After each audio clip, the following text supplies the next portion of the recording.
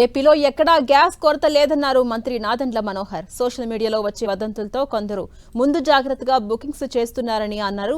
పట్నాల్లోని gas వినియోగదారులను LPG నుంచి PNG వైపు మళ్లించేందుకు చర్యలు చేపట్టామని తెలిపారు.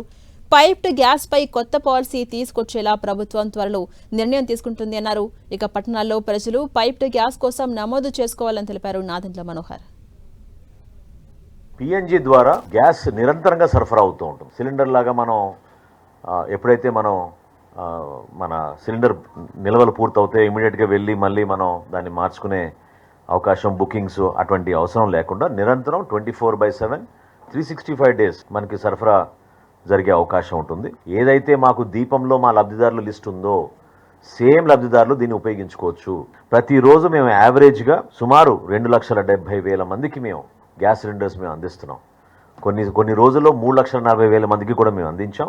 కాబట్టి ఎక్కడ కూడా ఈ కొరత ఉందనే భావన కాదు.